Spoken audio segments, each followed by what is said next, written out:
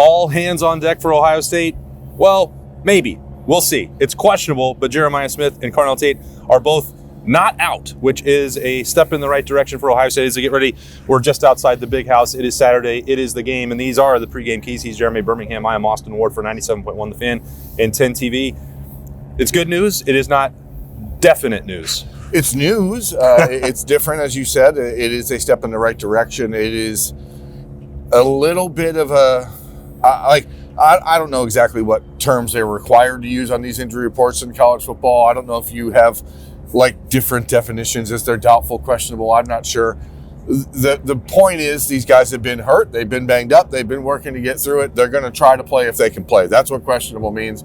We're going to see them both in warm-ups, I would bet, which will be a serious step in the right direction for Carnell Tate, who hasn't even done that in the last 2 weeks. So that's the best we can hope for if you're an Ohio State fan, is to say, give us a shot. And so they're going to give it a shot. Yeah, the last time that Jeremiah Smith was listed as questionable, he played. Now, that was on a snap count, but he got a thumbs up that he could play, so he did. I would expect that to be the same case today. And as we mentioned throughout this week, Carnell Tate's health and that muscle issue has been improving.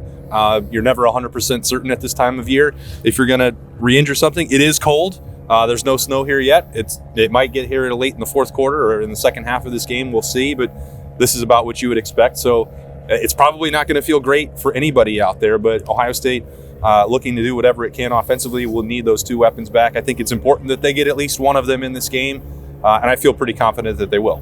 I agree. I mean, I think, but a lot of today's game is going to come down to which team. Both teams are dealing with significant injuries. Let's be clear, Justice Haynes out for Michigan, as he has been, questionable around Max Bredesen, yep. Questionable with Jordan Marshall and his shoulder. Everyone's got things. It's November 30th or 29th or whatever day it is.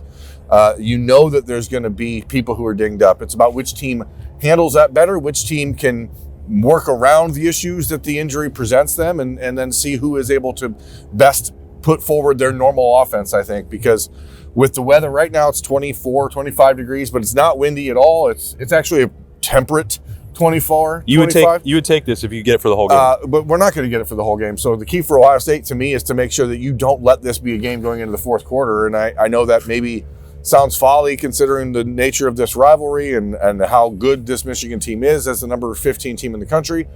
But you really need a 10-point or more lead heading into the fourth quarter if you're Ohio State today, I think. Yeah, and then you would see it through to the finish line.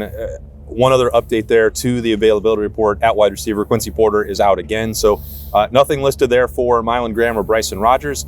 Nothing there for Brandon Ennis. I know that there was at least some conversation. Why wasn't he among the captains who talked after practice on Wednesday? I think that was primarily, first and foremost, to shield him from questions about Carnell Tate and Jeremiah Smith. So nothing listed for him, as he's been banged up the last couple of weeks and helping carry the load for the passing attack without Jeremiah and Carnell. So this is a team that really, when you look at it, Berm, if you show up, when you show up on November 29th in the Big House and you have Big Ten weather and rivalry stakes in a hard-hitting game, Ohio State is showing up about as healthy as it possibly could be. And I know that sounds a little bit folly if there's any sort of questionable nature with Jeremiah Smith and Carnell Tate, two superstars. But if you're looking at what Ohio State has on the offensive line, Logan George is out on the defensive line, but he's missed almost all of this season. You have all the starters in place there. You have both your star linebackers, your top three linebackers all healthy. The secondary is all healthy.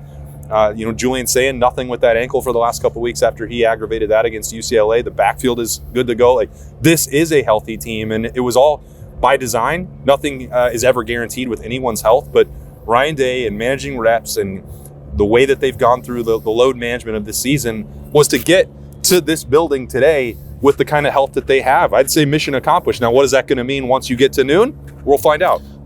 Because ultimately, for Ohio State, I think the biggest piece, the thing that had to get to this building in the best health and then follow through with it, is Ryan Day's mindset about this game. I mean, let's be clear.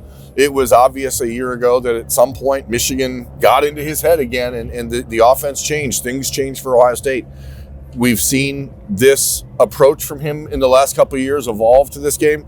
We thought last year he was looser and more relaxed. This year, even more so than a year ago. So ultimately, to me, Ohio State is a better team top to bottom than Michigan. I'm not sure, even at running back, which is an area where Michigan feels confident or that maybe they have the superior run game. I don't think they do talent-wise. I mean, I think that it's just part of the way the offense is set up. Ultimately, this is about Ryan Day and how this team handles the mental side of this rivalry after losing 4 games in a row to a team that you feel like you were better than. So now you have to figure out how to get here in all the conversation about prepare the same. Now you have to play it the same and understand that there's going to be some extra emotion for sure. Try not to let that get in your head, but I think you play with emotion. You don't right. let emotion play with That's you. Exactly right. And they've played with emotion all year, and it's been since November 30th a year ago when emotion played with them last. Yeah, that's or negative emotion, I guess. That is the next step, right? If we've said every single day of this week, well, you did this to make it the same as every other week. You did Tuesday availability. You did Wednesday availability. You moved the band up. All those things were designed to keep that routine, the routine for Ohio State.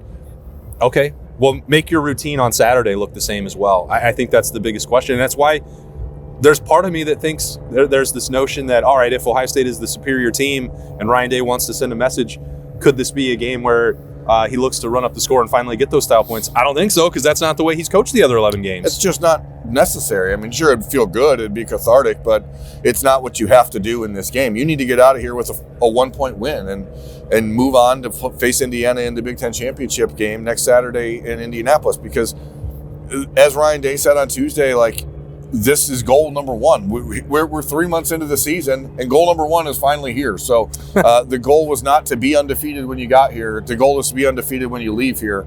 And Ohio State has the tools to do that. Now they just have to figure out if they can walk into it. Spencer Holbrook on Letterman Row on Friday had made a comment that he feels like the key is Ohio State has to play Ohio State's game, and that sounds cliche and generic, but if they play Michigan's game, then all of a sudden you're on your back foot. And this is not a team that's been on its back foot all year. So you shouldn't expect them to do anything different. But the circumstances of this game, as we all know, like, they are different. Now that you're here, the game is here, how are you feeling? Is there anything that has you on alert for Ohio State allowing that narrow path to expand for the Wolverines? I've had this sense for the last day that I think Michigan's going to throw the ball more today than maybe we anticipate, and so it'll be interesting to see how Bryce Underwood handles that and how the Buckeye defense adjusts quickly, because I get a sense that Michigan sees this similar to Ohio State in that there's this looming threat of the weather starting around 3 o'clock, and if you get to that point, like, you need to be able to say this game's over at that point. So I think Michigan's going to throw the ball a little bit more. I think they're going to put more on Bryce Underwood's plate than maybe he's been asked to do, because ultimately we always talk about it from the Ohio State perspective. This is where legends are born, but, like, you're a true freshman quarterback starting your first game against Ohio State in the Big House. I think they're going to ask him to do some stuff. So I'm very, very interested to see what Matt Patricia has up his sleeve for Bryce Underwood. But ultimately, don't shoot yourselves in the foot. If Ohio State can come out here and avoid making critical errors, stupid penalties, the G. Scott penalties, the dumb things they've done in the last 4 years in this game, I think that they will win. But, it's about teeing it up. I do believe this, though. If the weather forecast changes, if it moves up, if the snow rolls in before 3 o'clock, we always view this through this prism of Ohio State. How would this impact their offense? What would they have to do? Could you go to a run quarterback package with Lincoln Kienholz? How would Julian Sand from California handle the snow and the cold and the wind? If it's like this, I mean, he's not going to have any issue with that, bar none. But I truly believe if it does get worse, that becomes a bigger problem for Michigan. I think they're a lot more limited offensively. I'm not saying that to give you another pit in your stomach, but if they're banged up at running back, which they are, if they have a true freshman at quarterback, which they do, and you are facing an Ohio State defense that just has aliens everywhere and a mad scientist, moving those pieces around, I think that bodes incredibly poorly for the Wolverines. I think, to your point, if you wanted Bryce Underwood, if Sharon Moore wants Bryce Underwood to throw the football and do RPO stuff and try and attack Matt Patricia's defense, you would want it to stay like this. I think the second it gets any worse, that would not be a positive welcome development for Michigan. And I think Ohio State would accept it. Yeah, for me, it comes down to this. And I said earlier, you get to the fourth quarter, but I think you almost have to have this game over at halftime, because if you're from the Midwest, you know how weather goes. Like, it's going to get here earlier than you think, or it's not going to get here at all. So I know the Buckeyes will be having people watching it, but the reality is you need to come out and be very aggressive from the jump if you're Ohio State. This is an opportunity. Think back to December 21st in Ohio Stadium last year against Tennessee, the way the Buckeyes came out in that game offensively, the way they came out in the Rose Bowl against Oregon a week later. Like, there's hair on fire. There's no reason to come out of the gate here and tiptoe around. Like, this is Ohio State, Michigan. This is the greatest rivalry in sports. It's for a playoff berth for Michigan. It's for a Big Ten championship game berth for Ohio State that they haven't been in since 2020. It's time to go. Make sure that gas tank is full. Make sure the nitrous tank is connected, and make sure you are buckled up by noon. It is here, the game. It is a gorgeous morning, as much as you could ask for this rivalry. Excited to get inside, excited to cover it, and once it's done, we'll of course have snap judgments in the notebook afterwards to break it all down. It is the last week of the regular season. As Berm said, there are gold pants on the line. There is a ticket to Indianapolis on the line for Ohio State, and they're looking to end this losing streak in the game. Still feel that's going to happen today? I do. All right, 2 bold predictions. Ohio State is going to win, and we'll talk to you when it's over. Enjoy this game. Enjoy this afternoon. And thanks for joining us on the Pregame Keys. He's Berm. I'm Austin Ward. We'll talk to you afterwards. See ya.